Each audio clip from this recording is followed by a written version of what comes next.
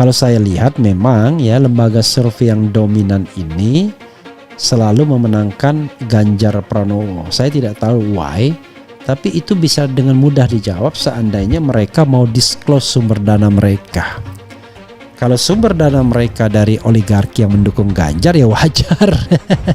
Nggak mau bohir kepada lembaga survei yang tidak memperkuat calonnya. Nah, ini adalah satu soal yang mestinya itu istilah survei di tangan kanan, campaign manager atau tim pemenangan di tangan kiri, sehingga mereka bisa mengolah hasil survei sedemikian rupa sebagai bentuk dari campaign untuk kemenangan. Jadi tergantung cara membacanya, seperti gelas separuh air. Kalau Anda mau lihat sisi positifnya, Anda mengatakan gelas itu berisi separuh air. Tapi kalau Anda sisi negatifnya, Anda akan mengatakan gelas itu setengah kosong. Sama seperti gadis cantik dan hitam yang sering saya kasihkan contoh berkali-kali, yang saya dengar dari teman saya juga. Jadi kalau kita melihat gadis cantik, kita bilang gadis itu cantik tapi hitam, maka Anda sesungguhnya melakukan pendekatan yang pesimistik.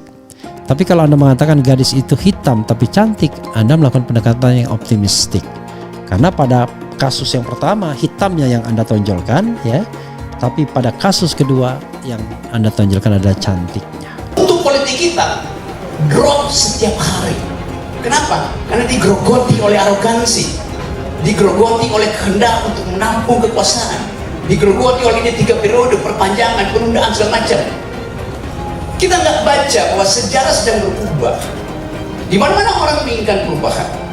Nah, kehendak itu yang tidak dibaca oleh lembaga survei. Karena tidak mungkin lembaga survei disuruh membaca kehendak Saman. Lembaga survei di brief untuk membaca kehendak Jokowi, itu aja. Misteri juara survei tapi nggak ada partai yang mengusung. Elektabilitas Ganjar moncer, tokoh NU malah heran sampai sekarang. Tokoh Nahdlatul Ulama Umar Hasibuan alias Gus Umar ikut menyoroti tingginya elektabilitas Ganjar Pranowo di sejumlah lembaga survei terkait calon presiden 2024 mendatang.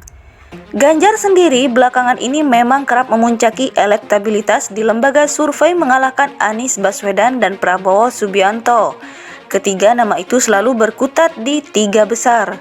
Dalam sebuah cuitan yang dibuat pada Rabu 15 Februari 2023, Gus Umar mengunggah foto elektabilitas Capres 2024 menurut survei Carta Politika.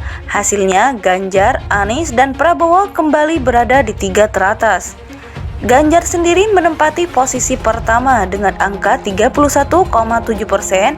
Di posisi nomor 2 ada Anies dengan 23,9% dan kemudian disusul oleh Prabowo di angka 23%.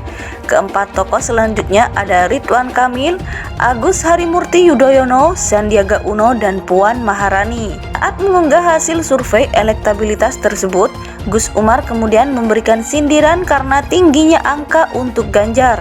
Tapi hingga saat ini belum ada satupun yang mengusung, termasuk PDI Perjuangan yang menaunginya. Sampai sekarang tak satupun partai yang mau deklar dukung Ganjar. Pun partai dia bernaung sekarang tak ada tanda-tanda mau usung dia.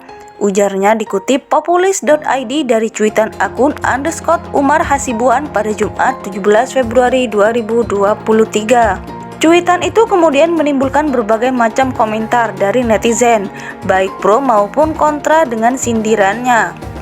Misteri juara disurvei tapi gak ada partai yang mengusung, kata _akui.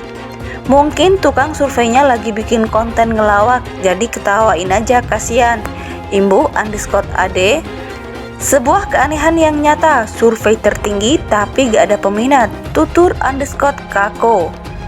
Bahkan dulu yang pertama kali deklarasi Jokowi for Presiden 2019 bukan PDI tapi Nasdem. Saya pikir PDI juga tidak ingin terburu-buru mengenai Ganjar, terang _geng. Tak hanya itu, masih ada sejumlah komentar netizen lainnya dalam cuitan akun Gus Umar yang telah dilihat lebih dari 17.000 kali tersebut.